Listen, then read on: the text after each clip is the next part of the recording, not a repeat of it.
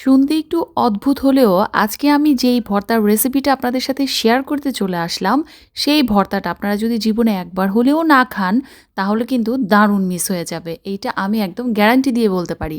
প্রিয় দর্শক, আসসালামু আলাইকুম। আমি নীরা চলে আসলাম আপনাদের সাথে আরেকটা মুখরোচক আর দারুণ সুস্বাদু ভর্তার রেসিপি শেয়ার করতে। স্ক্রিনে দেখতে পাচ্ছেন যে আমি কয়েক টুকরা মুরগির মাংস নিয়ে নিয়েছি। হ্যাঁ, এইটা আপনারা একদম ঠিকই ধরেছেন যে আমি আজকে আপনাদের মুরগির মাংসের ভর্তার রেসিপিটা শেয়ার করতে চলে আসলাম। এখন মুরগির মাংসের ভর্তা শুনে যাদের নাক সিটকাতে ইচ্ছে করছে তারা কিন্তু এই রেসিপি থেকে দূরে থাকতে পারেন। আর আমার মতো যারা ভর্তা লাভার, আমি তাদেরকে অনুরোধ করব যে অবশ্যই একবার হলেও কিন্তু এই ভর্তাটা ট্রাই করবেন বাসায়। আমি এখানে কয়েক পিস মুরগির বুকের মাংস নিয়েছি। এর মধ্যে পর্যায়ক্রমে সব মশলা দিয়ে দিলাম। আদা রসুন পেস্ট, হলুদ, তারপর মরিচ, তারপর ধনিয়া গুঁড়া আর সামান্য হচ্ছে গরম মশলার গুঁড়া। গরম মশলার গুঁড়া না থাকলে বাসায় এলাচ দারচিনিও দেওয়া যাবে। তারপর চুলায় কড়াইয়ে আমি সামান্য সরিষার তেল দিয়ে সব মাংসের পিসগুলো এখানে এক এক করে ভেজে নিচ্ছি। আর দিয়ে দিলাম এখানে সামান্য একটু পানি, যেন মুরগির মাংসগুলো ভালোভাবে সেদ্ধ হয়ে কুক হয়ে যায়। তবে খুব বেশি পানি দেওয়া যাবে না, কারণ এটা একদম ভাজা ভাজা করতে হবে।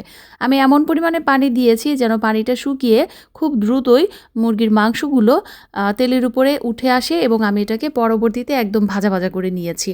আপনারা দেখতেই পাচ্ছেন যে পানিটা একদমই শুকিয়ে গিয়েছে আর মুরগির মাংসগুলো খুব ভালোভাবে সেদ্ধ হয়ে গিয়েছে। এখন এই মাংসগুলো ভাজার সময়ই এত সুন্দর ঘ্রাণ বের হচ্ছিল, মনে হচ্ছিল যেন কাবাব ভাজতেছি চারপাশে। আর আমি একটু কড়া করে ভেজে নিয়েছি, এই জন্য হয়তো বা সরিষার তেলে ফ্লেভারটাও খুব সুন্দর আসছিল। চেষ্টা করবেন ভর্তার এই ইনগ্রেডিয়েন্টসগুলো সরিষার তেলেই ভেজে নিতে, তাহলে কিন্তু ভর্তাটা আরও বেশি টেস্টি হবে। অবশ্য সয়াবিন তেল দিলে কোনো সমস্যা নাই, টেনশনের কিচ্ছু নাই।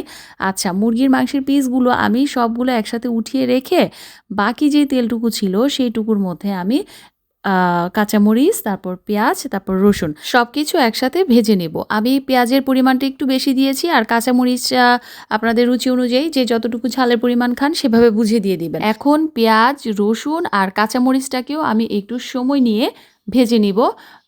তারপর ভাজা তো হয়ে গেল, সব মোটামুটি কাজ গুছানো শেষ।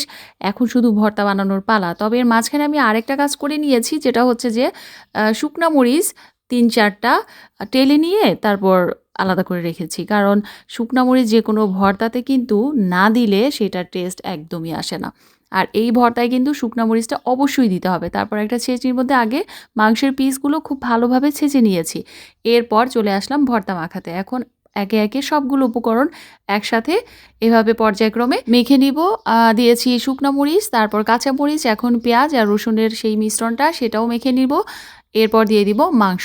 হয়েছে কি যে আমি এই এক্সপেরিমেন্টটা করার পর, মানে এটা আমি প্রথমবারের মতোই ট্রাই করেছি। এক জায়গায় খেয়েছিলাম ভর্তাটা, কিন্তু বাসায় কখনো বানাইনি।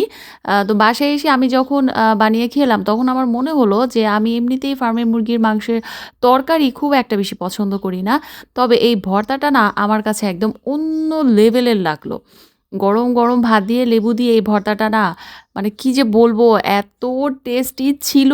এই জন্যই আমি আবারও অনুরোধ করব, যারা এখনো পর্যন্ত এটা ট্রাই করেননি অবশ্যই একবার হলেও ট্রাই করে দেখবেন। তারপর আমি সবগুলো উপকরণ একসাথে ভালোভাবে মিশিয়ে দেখলাম যে লবণ একটু কম হয়েছে। তারপর আবার একটু সরিষার তেল দিয়ে মাঝখানে ধনিয়া পাতাও দিয়েছি। সব কিছু একসাথে মিশিয়ে এই তো ভর্তার আসল টেস্ট কিন্তু মাখানোর মধ্যে। আর মাখাতে মাখাতে এই ভর্তাটা দেখেন কি পরিমাণ লোভনীয়। আর এই ভর্তায় মানে কয়েক টুকরা মুরগির মাংসের পিস দিয়েই ফ্যামিলির সবাই আমাদের খাবার, রাতের খাবার হয়ে গেল। তো আজকের এই ইজি রেসিপিটা আপনাদের সবার কেমন লাগলো সবাই অবশ্যই কমেন্ট করে জানাবেন। এতক্ষণ সাথে থাকার জন্য সবাইকে অনেক ধন্যবাদ। কথা হবে পরবর্তী নতুন কোনো ভিডিওতে। আল্লাহ হাফিজ।